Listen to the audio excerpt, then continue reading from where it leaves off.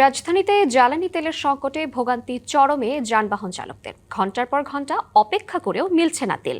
কেউ ফুটপাতে রাত কাটাচ্ছেন, কেউ আবার অনিশ্চয়তায় দিশেহারা। ব্যাহত হচ্ছে কর্মজীবী মানুষের দৈনন্দিন কাজকর্ম।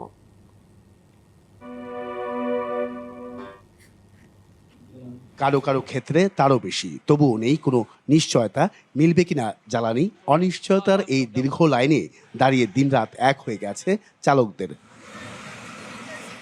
অপেক্ষা যখন শেষ হয় না, তখন ফুটপাতেই হয়ে ওঠে আশ্রয়। পেপার বিছিয়ে কেউ ঘুমিয়ে পড়েছেন, কেউ মোবাইলে সময় কাটাচ্ছেন, আবার কেউ গল্পে ভুলে থাকতে চাইছেন দুশ্চিন্তা।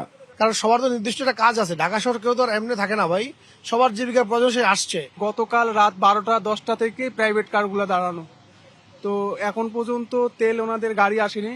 অসংখ্য চালকের রাত কেটেছে লাইনে, দিন কাটছে অপেক্ষায়, সময় যেন থমকে গেছে জ্বালানির লাইনে দাঁড়িয়ে।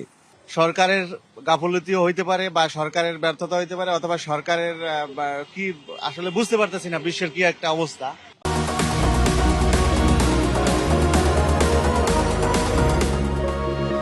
আমি আজকে নামছি সকাল 6:30টার সময়।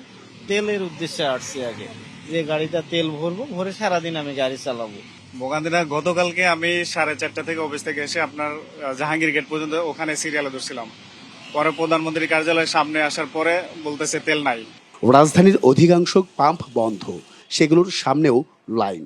অভিযোগ আছে সরবরাহ কম আর অব্যবস্থাপনার। কোনো মতিঝিল সব জায়গায় খুঁজেছি, কোনো তেল নাই। যে পাম্পে যাই কয় বেলা 2টা। নিজের খেয়ে নিজের পরে নিজের টাকা দিয়ে তেল নিব, তাও রাস্তায় শুয়ে থাকা লাগতেছে। জ্বালানি নিতে গিয়ে যদি পুরো একটি কর্মদিবসই শেষ হয়ে যায়, তাহলে জীবিকার চাকা ঘুরবে কিভাবে? এমন প্রশ্ন চালকদের। অফিস করবো নাকি তেল নেবো, সরকার আমাদেরকে বলে দেখ যে তোমরা তেলের জন্য যতক্ষণ ওয়েট। ফুটপাতে রাত, লাইনের দিন, এভাবেই কেটে যাচ্ছে রাজধানীর চালকদের সময়। জ্বালানি সংকট শুধু যানবাহন নয়, থামিয়ে দিচ্ছে জীবনের গতিও। এই ভোগান্তির শেষ কোথায়, তার উত্তর এখনো অজানা। Ariful Islam, DBC news, Dhaka.